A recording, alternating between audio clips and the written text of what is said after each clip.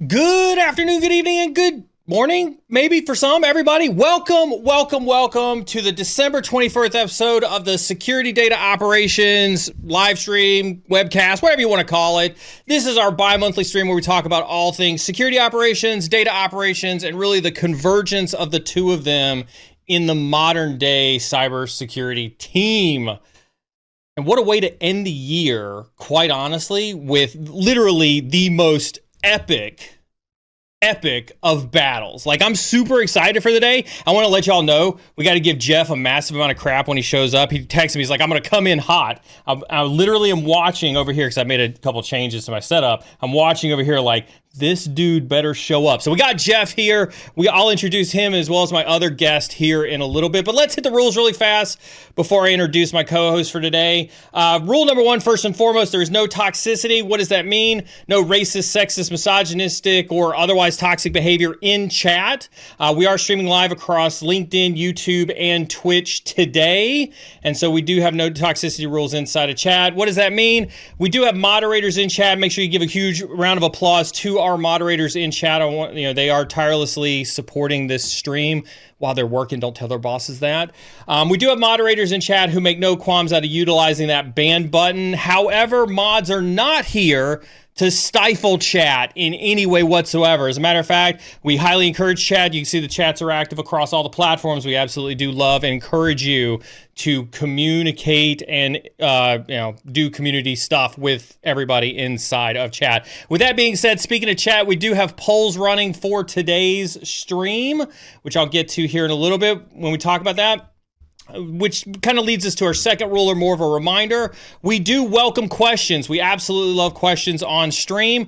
Our moderators are watching the question pool. They will either add them to the queue, or if there's one relevant to the conversation, they will push one up on stream, similar to this that you're seeing right here, where we can talk about it and address it with our panel of experts that we have very loosely. We do encourage questions throughout the stream instead of waiting for a dedicated Q&A at the end. That way we can have an interactive conversation of things that are particularly interesting as well. Oh, snap, there's an inside sources in chat. Good to see you, buddy.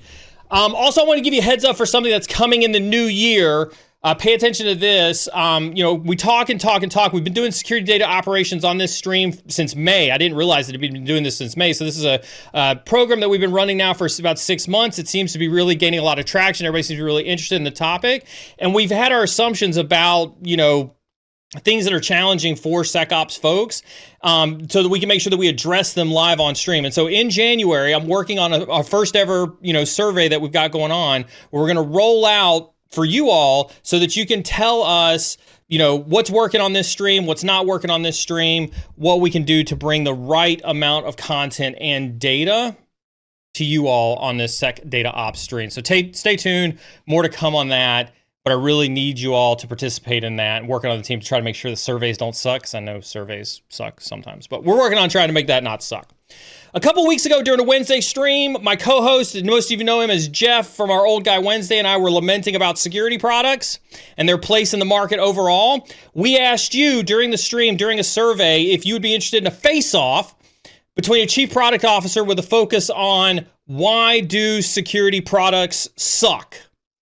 You asked, we answered. I present to you our lovely panel that we have here for today. Jeff, is your mic working? Did you come? Yeah, unfortunately, the lovely panel wasn't able to show up, so we had to come. I'm just glad your mic worked out the gate. That's all I'm happy for. Hey, thanks for being flexible. I knew it was going to be tight. All good. Most of you know Jeff here. Jeff is a sales executive. He's going to be representing kind of the sales side for today's panel. I won't do too much of an introduction on him. You are meeting for the first time, and it is his first time appearance, long-time lurker on the stream. My cohort in the Query executive team, Mike Bousquet, Chief Product Officer at Query, representing the product side of the house. Mike, obviously you could talk a little bit about your history, your background. One of the things that I've been really impressed with is you've done a lot of product work at a lot of different levels for a lot of different organizations. You talk extensively about a lot of your product work at Dell and SecureWorks and working through a lot of those challenges. And you've also been, co-founder of startups as well. What are some other notable kind of expertise that you've got in your history that kind of make you uniquely qualified to kind of talk about and represent, the product management side of this? Geez, I don't know how unique it is, Neal. I've approached this work as what's the opportunity to help customers get their job done. Like, I think if you start from that place, you build security products that don't suck. I love the title of the cast today because I think my opinion is that nobody sets out to build a bad product, right? Like there's a guy here in Austin where I live named Ash Mora who's big in the startup community, and he's got a catchphrase like life's too short to build products that don't solve real problems, right? So I kind of use that as a mantra on every product I've ever worked on, is to like understand the customer problem and what's the opportunity we have to make it better for them. Well, we will put that to test a little bit here. Obviously, this is set up as a little bit of a cage match. I think, it's friendly banter, so we'll set the rules here. We're all friends at the end of the day, but I have my opinion, right? So I'm gonna sit here and I'm gonna argue on behalf of CISOs and the customers. I really think that the problem, is the why security, product suck. It's definitely not me. I'm the customer. I'm always right. I think it's one of you two guys, and so I'm definitely going to be sitting here representing that. And I've kind of structured today's discussion to really kind of pull out. And so, with that being said, can I stop you there 1 second? Oh, geez, God, here we go. We knew this was going to happen. I feel like we're laying groundwork. You were really, really clear about no toxicity in chat. You had a clear demarcation between chat and the stream. That's right. That's right. Plenty of room for toxicity here. That's what I heard you say. You know what, Jeff? Only you would hear that. Only you would make sure that you could absolutely hear that you could take a dump on anything that you wanted to on this stream. No, I was just trying to understand what I'm supposed to expect from you. Oh, okay. You know what to expect from me. You've been on this show before. Yeah, I do. Honestly, I'm worried about Mike. Mike doesn't know what to expect. Well, I know what to expect from you. What to expect from you is a tea time that's before the sunrise. Mike has been on the unfortunate side of a 6:30 a.m. tea time that he was not prepared for. All right. Okay, cool. We do have a lot to cover today. I'm sure you both have opinions on the matter. As you can see, this is friendly, so feel free to send this one back and forth. But I'm going to start with you, Mike, with the opening salvo, right? There's a product analytics company, UXCam, that identified that 21% of products fail to meet customer needs, suggesting that product management may not be effectively capturing or addressing user requirements. And so my question to you to start this off, how are product teams supposed to prioritize customer feedback when balancing the need for innovation and market differentiation? That's a great question, Neal. I only ask great questions. I'm not sure if you're new to this or not. I think it depends on the company and the product and how mature it is. And, the number one thing is to get out of the building and spend time with your customers and really understand what their needs are, I think, is the starting point. Another guideline I've tried to follow, I learned this from Jody Brazel, who's the founder and CEO at Firemon, is like, let the customer define the problem. Don't let the customer define the solution, which might be mildly controversial, right? Like, let them tell you what problem they need solved, but don't necessarily just go off and code exactly, put the bits and bytes exactly where they ask for them, because you got to remember that you and your engineering team are the experts in building a solution, especially your own solution. So that's always served me well. But as you get bigger, that is tough, right? You've got the need to innovate and add new features and capabilities to your product, but you've got rough edges that you need to sand off, or bugs you need to take care of, or you always run into a scenario where one customer has something really unique they need, and you're not likely to be able to leverage that across your entire customer base. So you're faced with, do I build this one thing for one large customer of ours, or any customer that you have?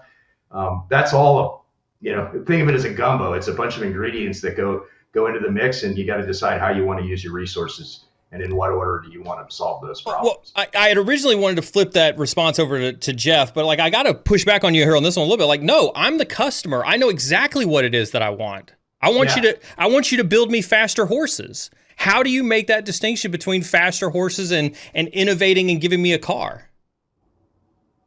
I don't know if there's a distinction, right? Like if I need to give you what you need to get your job done, right? Hopefully I and my team have some ideas that you haven't thought of that are going to make your life better. Whether it's, do I want to investigate faster? Do I want to access more data in the realm of what we do at Query? Or if you're an endpoint control or endpoint detection product where Jeff works, like there's a million opportunities out there. You've got to listen to the aggregate of your customer community and look for the opportunities that are going to have the biggest impact across the board to help everybody be more secure.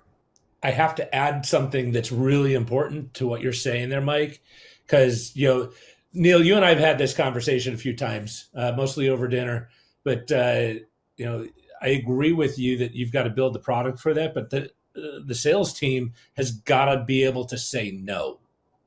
It's not a good fit, right? And I do feel like, I was talking to someone last week about Cisco, and not picking on them here at all, but they created a sales motion back in the 90s, early 2000s, where it got really difficult to have any technology company miss on Wall Street without absolutely getting pummeled, right?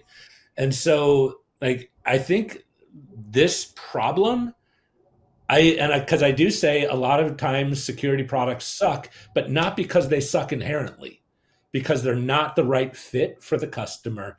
The customer already has too many products to manage it effectively. I think I saw a survey that said 71% of customers surveyed felt that they had too many security products to effectively manage. Well, that's a problem, right? So, I know you joke, Neal, and say, well, it's all Jeff's fault or all Paul's fault or whatever. But I think it's everybody's fault, and it's bigger than just the product side, the sales side, and the customer consumer side. It's also to Wall Street and expectations that Wall Street has to sell at all cost, irrespective of whether it actually fits the use case or not.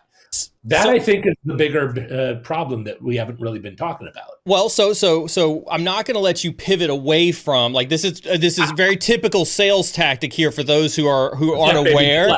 This is Jeff deflecting. You see it, you're seeing it in real time. You're seeing the sales motion attempt to deflect any responsibility. And so, no, Jeff, I'm going to pull it. Aren't you a salesperson now too? I'm going to pull it back on you, and I'm going to say, how often do you actually find yourself in a position where you have to sell a product that you know does not fully align with customer needs? Hold on. Doesn't align with a customer's needs, right? I think the onus is on me as a seller to become an expert in my product. Number one, I have to know it better than my engineer, which isn't going to happen, but that's my goal, right? And if I do that effectively, and I told you no, but I told you not yet, right? Which is basically no, because I knew what your expectations were. That's as close as I get to no, man.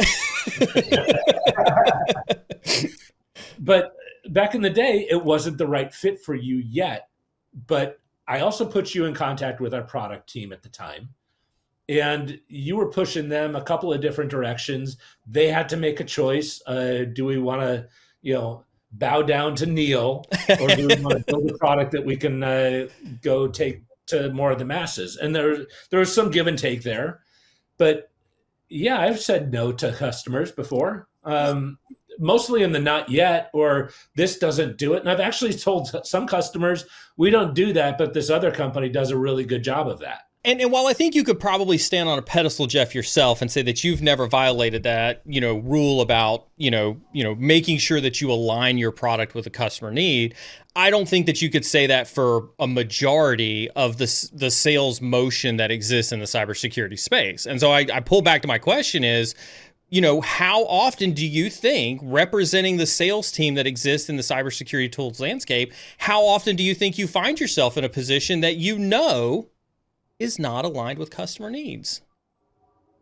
Well, I don't, because it's way too difficult to, honestly, it is too painful after you sell it to unwind that. And maybe I'm just old and, I'm a curmudgeon when it comes to this. But no, I work really hard at being lazy, right? But kind of what I mean by that is lazy isn't that you don't want to avoid any work. It's that you don't want to avoid bad work. There's a distinction there of if I am doing good work, I'll work my tail end off for it. And, I would way rather wait and sell something at the right time than sell something too early and then I have a pissed off customer. So it takes way too much work to get a new customer and build the trust. So what I hear you saying, and I think that this is a great segue kind of to this next point, right? And when you talk about that motion of listening to customers, there was a Finances Online article that I researched as part of this stream to kind of prepare for it that said that 46% of software buyers agree that active listening, and we've talked about this on stream, I know this is going to resonate with you, is the number one skill that they expect from sales professionals. However, managers rank active listening as the seventh skill that they look for in an applicant. And so we're going to see mismatch much. And so explain, what steps do sales teams take to understand those specific pain points and needs of your target customers before positioning a security product? Well, I know I've talked about concern, impact, solution, benefit, CISB, right? Let's talk about it again. Day one out of college, this was my first sales training, and they burned it into our brains, and I still have it. I'm old now. That was a long time ago. But they still used Abacus back in your day. It was the next gen Abacus. Concern, impact, solution, benefit. What is the customer's concern? That is often I love this note here by Mr. Maz. The reality is a lot of customers don't know what they don't know. They don't know what their pain is. They often know what the effect is. They often know, well, gee, we're here on Saturday morning because we keep getting these massive alerts on Friday night. They tell you what their pain is from an experience perspective, but oftentimes they can't tell you the cause of that pain. And that's really where the active listening comes in, is fine-tuning what's the root cause of the pain that you're experiencing. And is it your pain? Is it the company's pain? Is it bigger than just you or your team? Is it a financial pain? And so active listening is coming up with not just the primary questions and writing down your answer, but there's secondary and tertiary questions that are dependent on the answers. That's what active listening is. It's having an endless supply of questions. I tell people my mom was just like, oh my gosh, stop asking questions. Why is the sky blue? All of these things when I was a kid. And I think some people are just wired to constantly ask questions. And I think if you ask better questions and then ask the secondary questions on top of that, and then the tertiary questions that are resulting from that, then you can really, I don't know what is the next word, quadrutionary? I don't know. You only get 3 questions or 3 levels. There's no fourth. If you go fourth, you've broken the fourth plane. Right. You've broken the English language. They said, oh, forget it. We never have 4 levels of questions. But there's a parallel to that in the product world. We, at least in our team here at Clear, we call it 5 whys. Like, you ask the first, why is that? Or you ask a question, you hear a pain, but okay, why is that? Tell me more. Yeah. And just keep digging. And it probably, Neal, you may have experienced this as a buyer of security products.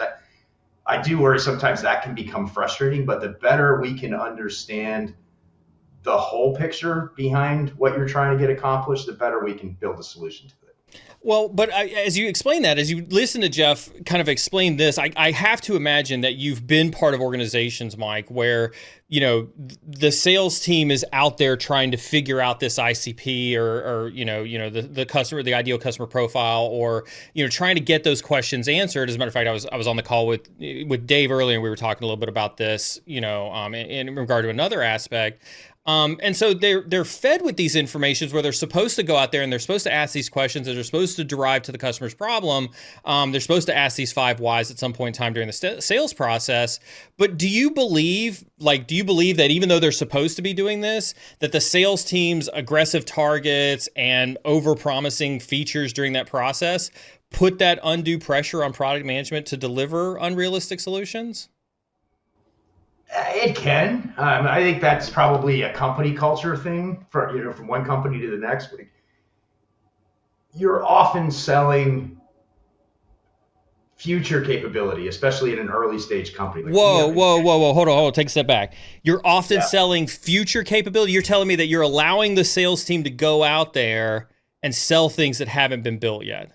No, I'm asking the sales team to go out there and validate for me that an idea that we have for a product feature or capability is valuable in the market, right? In our case, we would ask Dave, hey, seems like this thing we're thinking about doing is going to be a really good fit for that prospect you've been talking to. Can you get us a call with them?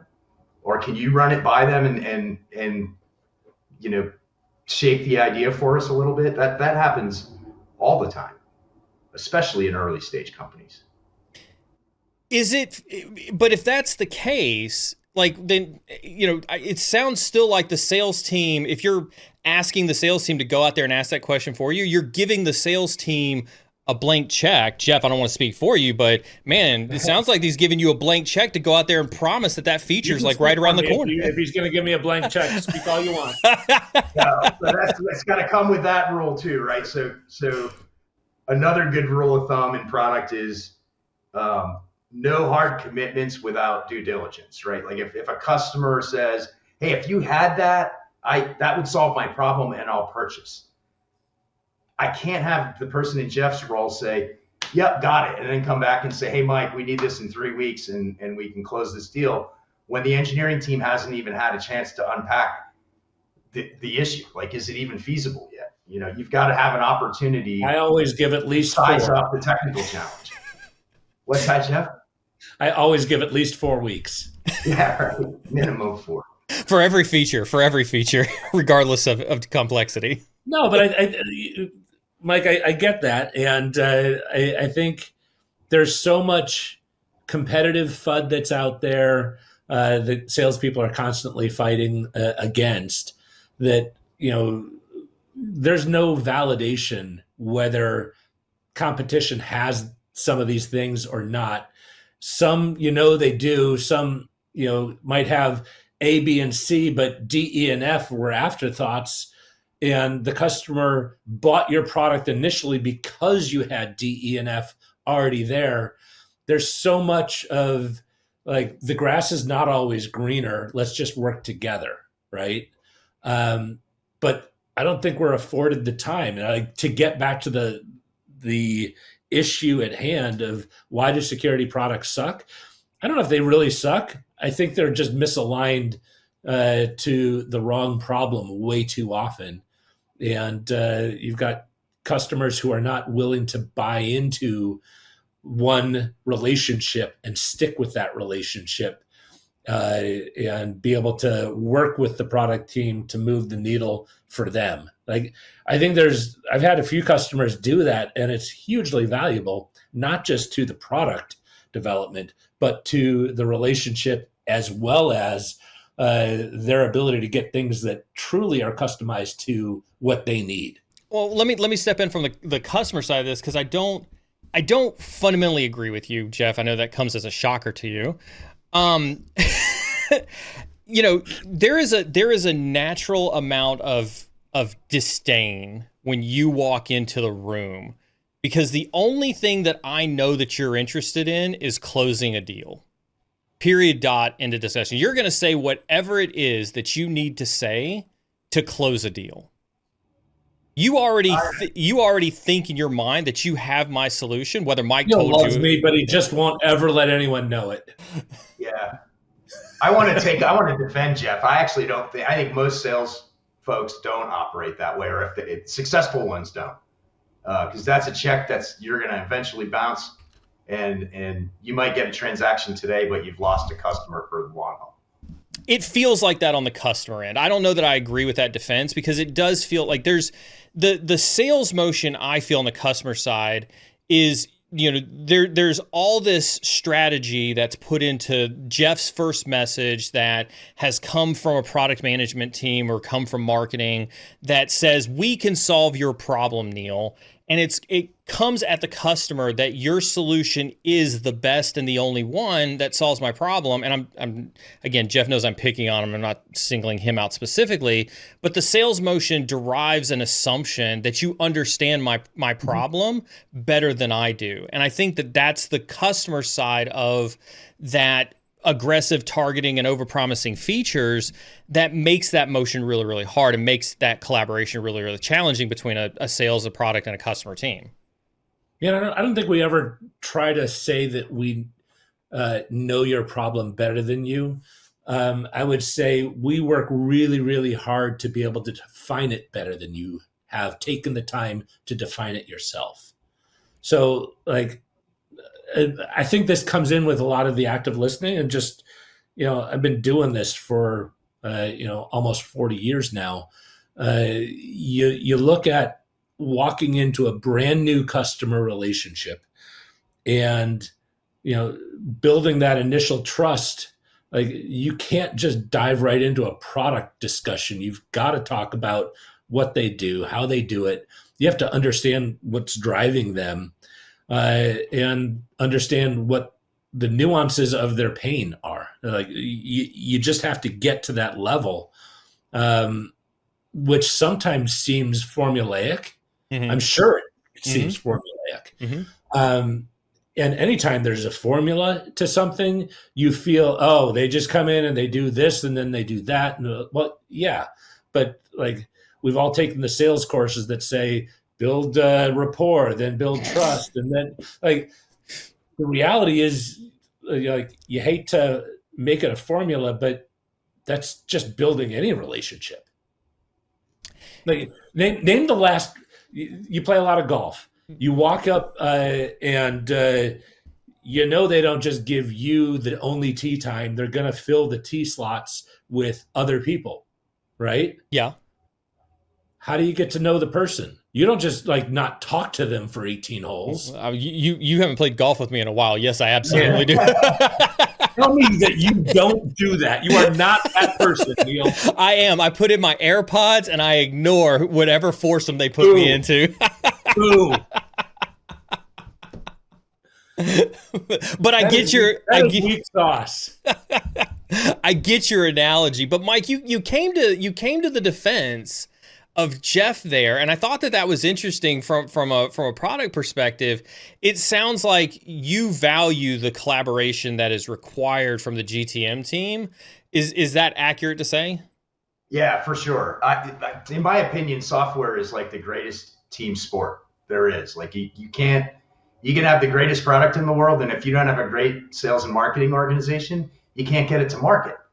If you have a great sales and marketing organization that can go sell anything under the sun, but the product team is weak or the engineering team is weak and the product fails in the field, the company doesn't win, the customer doesn't win. So when this works the way it's supposed to, I can't imagine working and having an antagonistic relationship with the go-to-market team from the product and R&D perspective. Do you find it, so you mentioned when this thing works, if you were to look across your career, if you were to look across your peers, I'm sure you've been at conference with them, talked to them, things like that.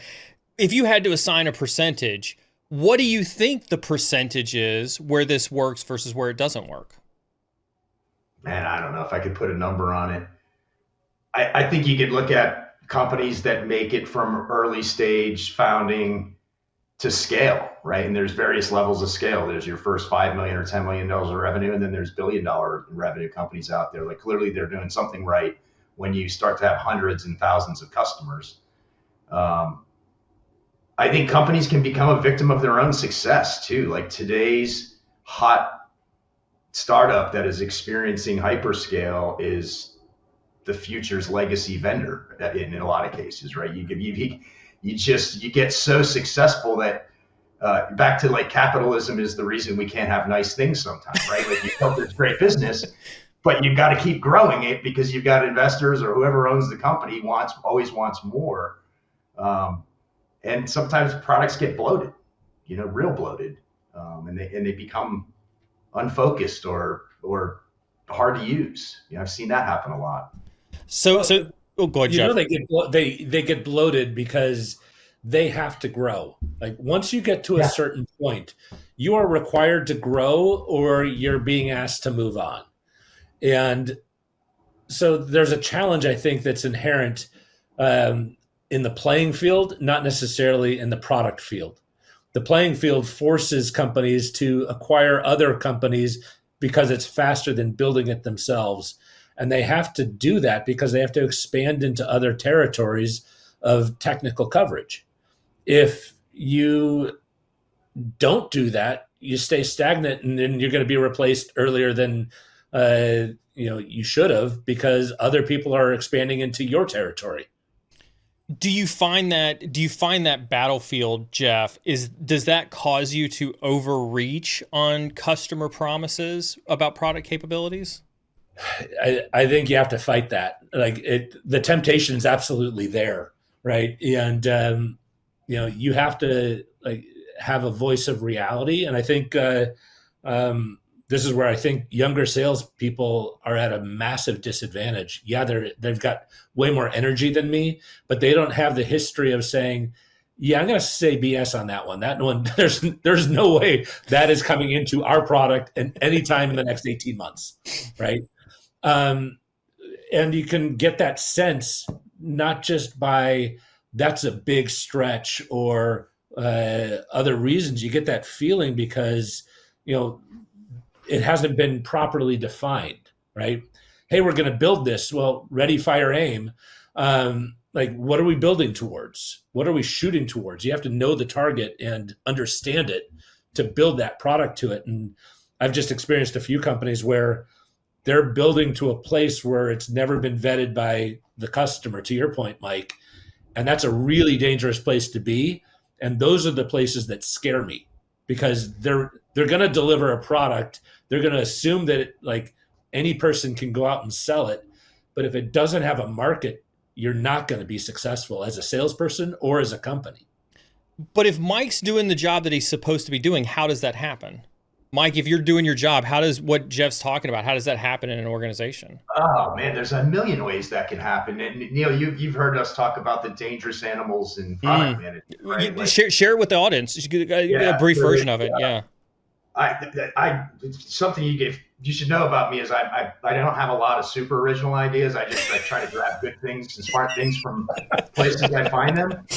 And there's a vendor in the product management space called Product Board, and they put out this dangerous animals of product management blog. And I don't remember all of them off the top of my head, but the first one is the HIPPO, right? The highest paid person's opinion. So you get a bunch of leaders around the company, and everybody's got an opinion based on their own lived experience. I've gone deep with customers in this part of our portfolio, and maybe the CEO has talked to a different set of customers more deeply than I have. And we all come with opinions, and they're just that, they're opinions until they're validated, right? And so you get one way this goes awry is the highest paid person's opinion trumps everybody else's, and you go off and build something that nobody wants, or a few people want, right? Or you're chasing the latest, this is the last 18 months of our lives in the vendor world, right? AI. All of a sudden, if you don't have an AI story, you're dead, right? Well, to what end? Yeah, you can slap AI up on your website, but is it actually doing something that people are going to use in their job day to day? Maybe, right? So chasing the latest, whatever's buzzy in the market or buzzy in the tech space can lead you awry or astray. Is this predominantly, because you mentioned that hyper capitalism part of it? Is this something that naturally, as companies grow, they find themselves falling victim to having a multitude of these roles during that product development process? Yeah, I think that can happen. You'll hear a lot or read a lot about sales-led cultures and product-led cultures. Like we've tried to be a product-led culture at Query. And Neal, you've heard me say this, everyone in the company is on the product team at Query, right? Whether you're a salesperson, a marketer, an engineer, back office staff, whatever, right? Like our job, we build software. And the way we make money is by helping customers, and we make money when they buy our product, and they don't buy our product if it doesn't help them get their job done, right? So that's what I mean by everybody's on the product team. Like if somebody's got an insight that works in Query about a customer need, I want to know about it. Our team wants to know about it, so we can dig into it and incorporate it if it makes sense for people.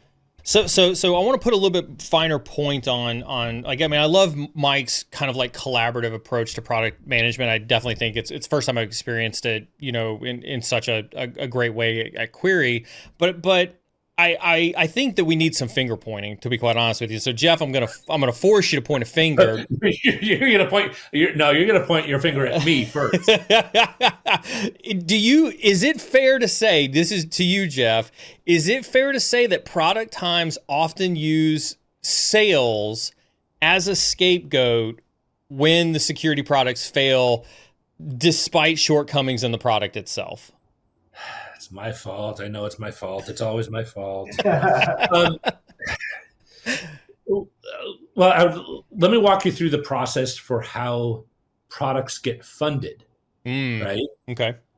Because Mike, you're absolutely right. There's 1,000 different ways that product can, find themselves out on a really small branch, as opposed to a very strong trunk. One of the ways that companies that build products try to stay on the main trunk of the tree is, okay, sales, attach a new product desire to an opportunity. This opportunity would happen if we had this capability or this feature or this module or whatever. And I think salespeople, we're going to attach what we find important to us and our customers. But man, it's really hard to say that my opinion is exactly the same as Jim's opinion over there, who's talking to a totally different set of customers, maybe even different sized customers. And we're going to put the same feature request in.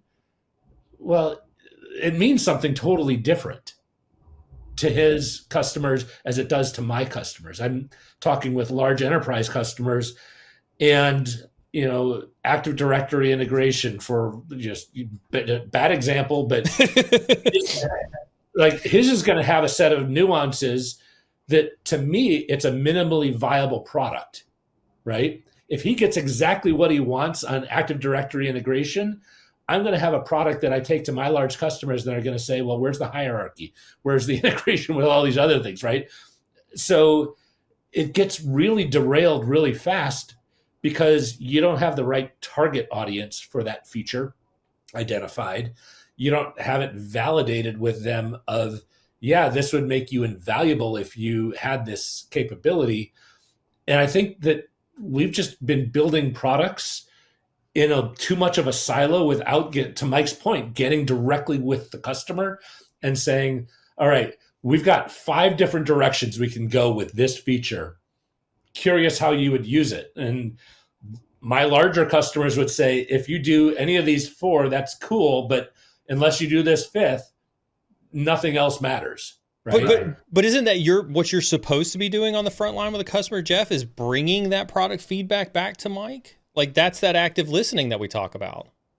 Oh, I totally agree, but that's ancillary to how I get paid in every company I've ever had. I'm just being honest with you. Thank you for being honest. I think that's the point. No, you're not paid to listen. No, actually, I will not get paid if I don't listen effectively because I will not make the sale. The problem is that you're asking me to do administrative work that I don't get paid for, but I'm supposed to do. like most companies don't even know that should be a piece that I do. Mm. I do it personally because it builds the relationship with the product team, and like it is such a win-win. To your point, Mike, when sales and marketing and product teams work together, it's a great team sport, because like I'm coming to them with use cases and workflows, and that's something I want to make sure we come back to, because workflows is how it ties to the customer's use case. Yep. If I explain what the workflow would be, our buddy Tom, right? Having a conversation with him several years ago. Yeah. It was like, man, if you guys had app control feature in your cloud, I could have a break glass. Like, boom, we have a problem and the SOC sees it. I press this button and boom, I'm in high enforcement with app control. And then as soon as I'm out of the weeds, I can turn it back off and the business can run as willy-nilly as it wants to run, because app control is very constrictive, right? But it's that workflow that, unless I go back and tell the product team about, that will never be built into the product. But it wasn't in that situation because it wasn't valuable enough to the business, because I was the only one that put that workflow into Salesforce. So what you're saying is, you fight against the product team blaming sales team so that you can turn around and blame the product team, because you brought the feedback, of course, back to the product team because you care about the relationship. And so thus Mike ends up in a position where he's firefighting and getting distracted from product development strategy, is what I'm hearing you say. I know that you really want Mike and me to duke it out. But I know. But Mike is not flying up to Chicago and I'm not flying to Austin. No, the reality is it's both of our issues. If it's not working right, it's because one of three things happens. I didn't communicate it correctly, maybe because I didn't understand it correctly. I'll own that. It's not something that's on a priority on Mike's radar screen. Or to be honest, it's not valuable enough to the industry to get done at all. It's a nice to have, but not valuable enough. Well, I think that priority is the key thing that I was really trying to drive at, because and this goes back over to you, Mike, is, we've experienced this at Query. I'm sure you've experienced this at other places too, right? There are North Stars that you're moving into from a product management perspective. You're trying to guide the product in a certain direction. But I did find a statistic for this that said that product teams spend 52% of their time on unplanned firefighting. And so how are product teams supposed to balance the pressure of, Jeff coming to you with requirements, delivering the products quickly, and that need to be innovative and to be fast paced and to be agile and to be reliable and to be able to respond to that?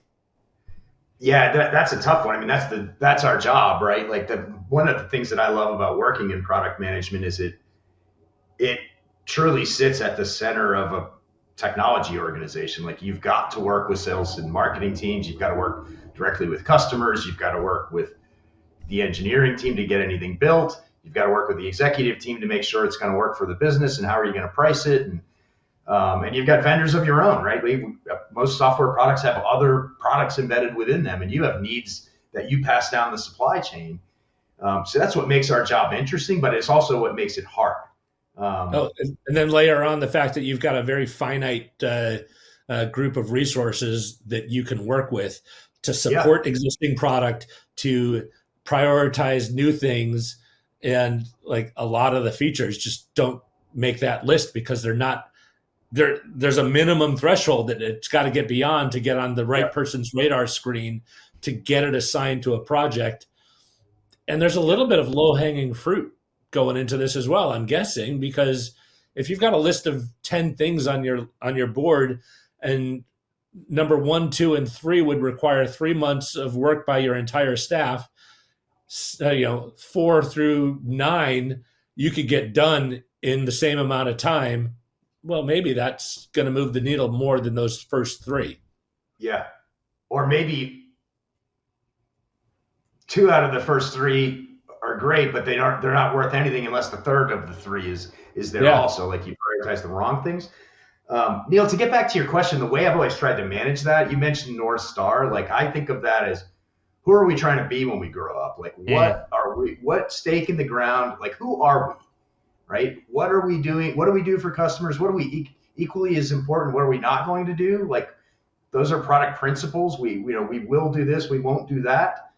And then another real effective tool in my mind is understanding the customer's problem through the lens of the outcomes that they want. So not the feature, not where the where the pixel needs to be on the screen or the button needs to be in the top left or the bottom right, but like what actual outcome do they want in their words? Like, and I love to ask the question when I get engaged in the pre-sales process, like, what does like massive success look like to you using our product? Like if we do this deal together and a year from now we get back in a room, like tell me what massive success feels like to you, and then just shut up, right? And you'll often hear things you didn't think you were going to hear.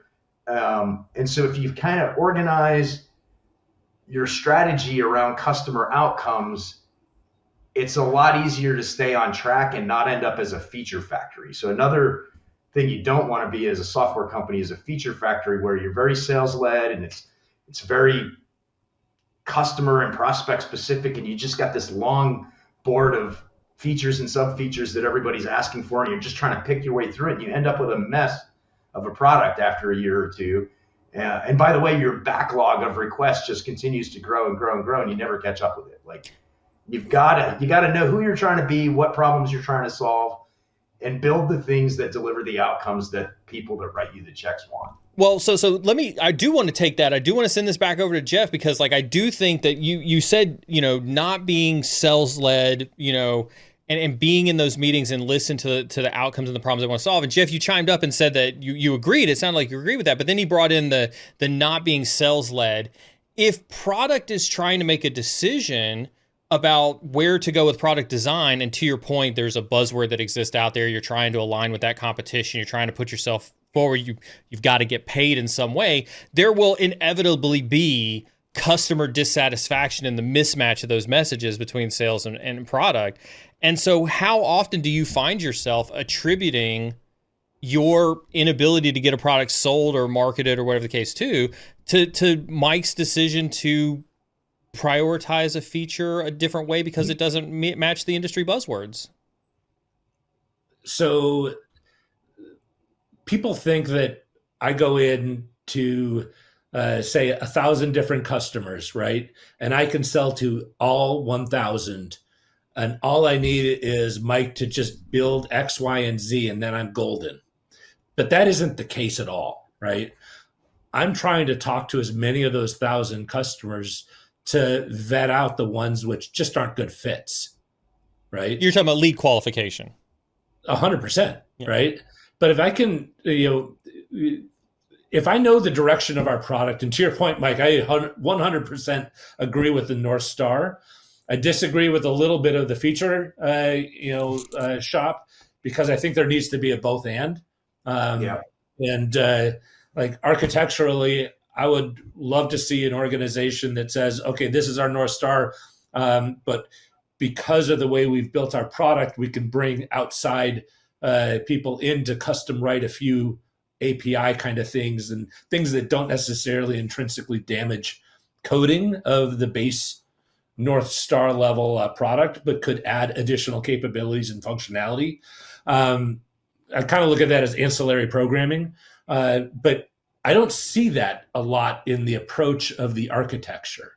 But with all that said, if I know where the direction of the company and the product is going, and I know how we can take small things and adjust them as needed with customer input, then I'm going to vet into a heat map my entire group of prospects. And I'm going to say, like, for lack of a better term, I'm going to grade them, 1 through 100. And if you're in my 90 to 100 category, I am all over you because I know I've got a solution that fits your needs. And some of that's going to be based on what industry you're in. You look at oil and natural gas. Well, they've got some unique requirements. You look at utilities, and especially anything that's got federal regulatory requirements that go along with it. You go to some of those and say, I've got a unique value prop that I know fits what you need to solve that key problem over there. I might not be, all things to all people for the rest of your organization, but I can handle that use case, and that's my beachhead. There are some absolutely a ton of customers where I just have a small portion of their footprint, and that's okay because it's the right use case. But that's how I think good salespeople go to market, with an understanding of their product and an understanding of their territory in a prioritized view that matches their product to the right customers. And then that's who they go sell to. Is this how you say that you've never dealt with customer dissatisfaction in your sales cycle? Best laid plans, Neal. Right.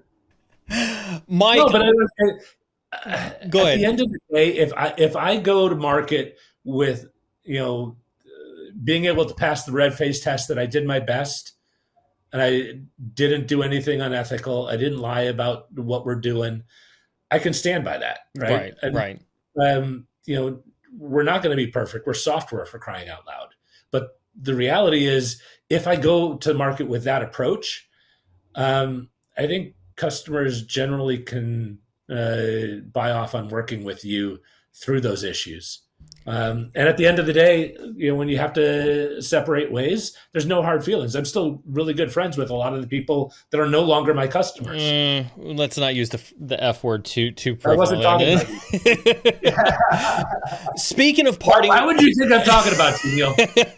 Speaking of parting ways, and I do want to throw this one on Mike, because I think he's the one who Mike, I've gotten to know you over the last couple of years. You're very passionate about what you do in product. You take a lot of it very seriously, and I applaud you for that. And so I want to throw this last one. This is going to be for both of you, but I want to start with you, Mike, because as Jeff mentioned, at some point in time, you may end up having to choose to part ways with a customer. And so if a customer churns specifically due to dissatisfaction with the product that you're in charge of, do you see this as a failure of the product team, the sales team, or both?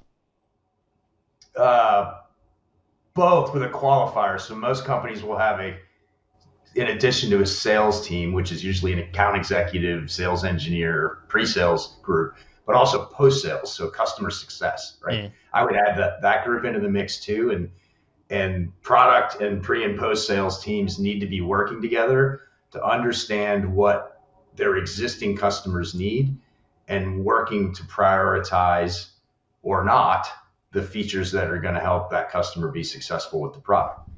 Right, so it shouldn't surprise somebody. The system has failed if you get to the renewal and the customer doesn't renew, and the first time you're hearing about the reason they're not going to renew is in the last 30 days before the renewal is up. That's problematic. Jeff, how about you? What would you say? Yeah, I think it's any sale is a relationship, and you've got to think about things from your customer's perspective as much as you possibly can. And if you have to part ways, we've done it actually with people that we're both close to. You go up and you take them out to lunch and you say, I've really appreciated your business. I appreciate our friendship, and I'm here for you if you ever need anything. And it doesn't have to be professional. It can be personal. Let me know. I can't imagine breaking up with you, Jeff. It's been a pleasure to not have ever been on the receiving end of a breakup from you. We did have a couple questions that I do want to hit before we wrap this one up a little bit. XX Ruzi says, how do you find customers that would be good use for your product? Jeff, how would you go about, let's start with the sales side first. No, 100%. It's getting to know the product managers really, really well and understand what your product does fantastic, right? And I come in as a salesperson to an existing product. I'm not generating something from scratch on a whiteboard.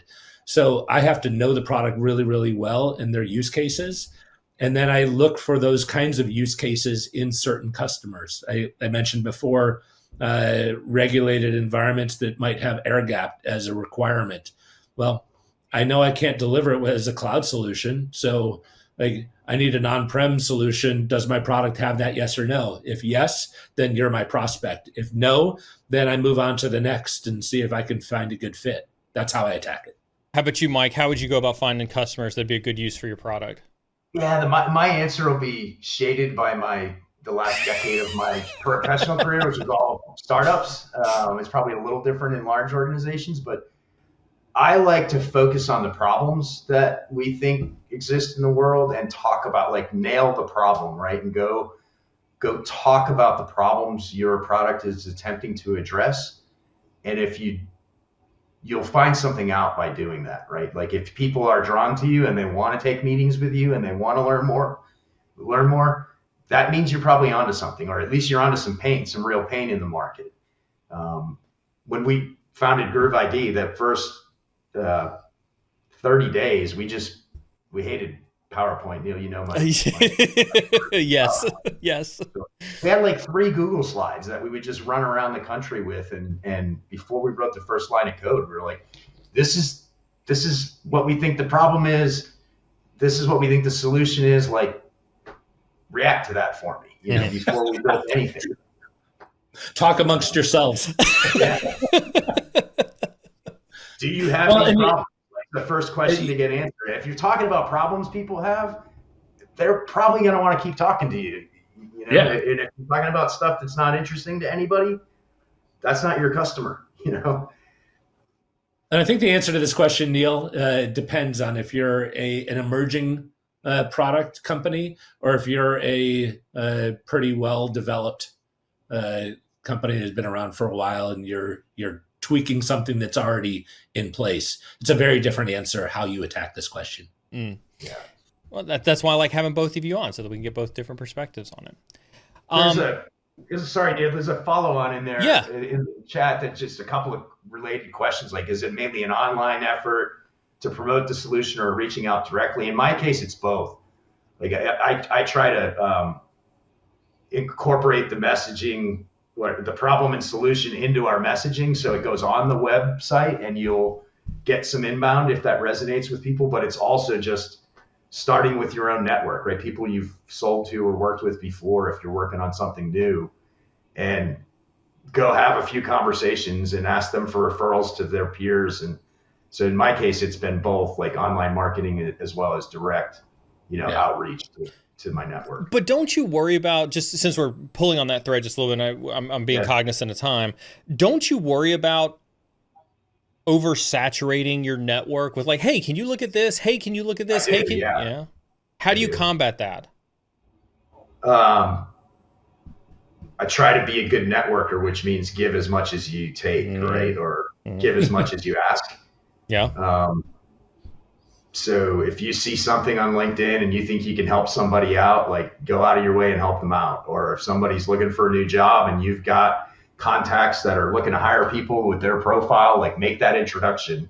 Don't wait till you need something from somebody to do something for them. Good response indeed. One from Fraser. I think this goes back to the active listening. Fraser wants to know, how do you guys use empathetic listening for the first contact with a customer? Mike, I'll start with you because you do a lot of discovery and product management. Yeah, it's I've done thousands of those meetings. I think sometimes it's just a human nature thing, and you either connect or don't connect with somebody. And if you're sensing you're not connecting and you've tried 2 or 3 angles, like, don't waste their time, move on. But if you are connecting, I go to that 5 whys again, like, well, tell me more about that. That sounds painful, or that sounds like a huge opportunity for your team. What would that mean in terms of your personal success, your team's success, your company's success? Like, try to put yourself in their shoes as much as you can. Live in the shoes of your user.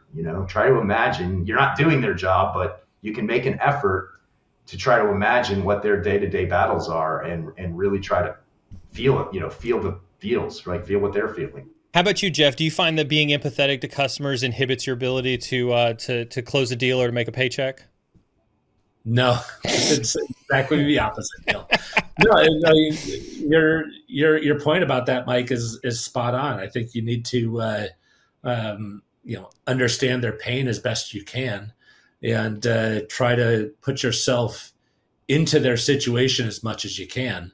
The empathetic listening tends to move right back to empathetic communication, where he's like, "Oh my gosh, yeah, if I was in that situation, I'd probably react this way." Like, "Oh yeah, that's exactly how I'd react." Yeah. But you've got to mentally put yourself in their shoes to truly empathize with them, in my opinion.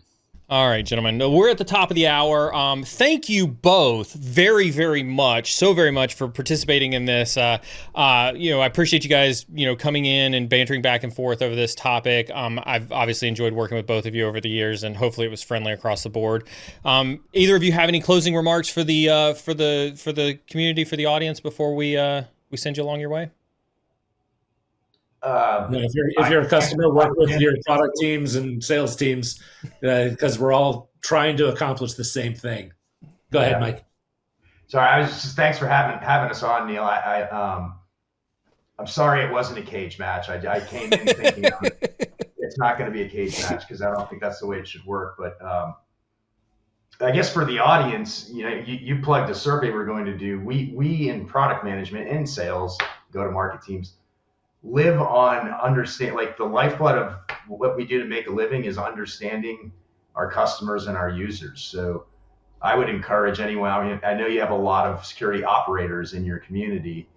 I don't think that the vendor operator relationship needs to be antagonistic. Like it should be really collaborative. We all win when we work close, more closely with each other and try to understand each other's day-to-day better. So I'm always down to try to help somebody, and I learn something from everyone I talk to. So I guess my point is don't hesitate to reach out if something we said today resonated or you want to hear more or talk more about it. Absolutely. Thanks, gentlemen. I'm going to send you off to the green room. I know you guys got work to do, and I'm going to talk to the audience really fast. That was awesome. As always, I wanted to bring this to you. I think the one thing that I'll leave you with before we sign off for the evening is I know we joked about this being a cage match, and we, Jeff and I make a lot of jokes about, some of the antagonistic between who's to blame for security products. I think what I wanted to highlight for you in between all the comedy, right, is it's really hard. And I think BSEC said this at the beginning of the stream. I'm not sure if BSEC is still around or not. It's neither fault. They're trying to do what it is that they can do. Security products are really hard to build to solve problems, especially at scale, especially with a lot of different factors involved. And so, there's a lot of factors that are involved in the security software space, in security products. There's a lot of ways that we see security products not working the way they want, whether you've got a customer that's got too many of them and doesn't understand how they need to implement, poor security strategy, mismatched alignment between customers and product development and sales team. All of those things play a part. So before you, even myself included, before you just jump down, saying X product sucks or X product is awesome, remember there's a lot of things that go involved in that. Do your part. Be a partner to the sales and marketing team. Be a partner to the product development team. Put your influence on making security products better, and we'll have a better industry. So with that being said, I'll be streaming tomorrow morning with T-B the Hacker. Make sure you tune into that, 8:30 in the morning Eastern Standard Time. With that being said, make sure you tune in on all the socials, hit the !point Discord and chat. And whether you're on the red side or the blue side or still deciding, keep learning. We'll see you next time.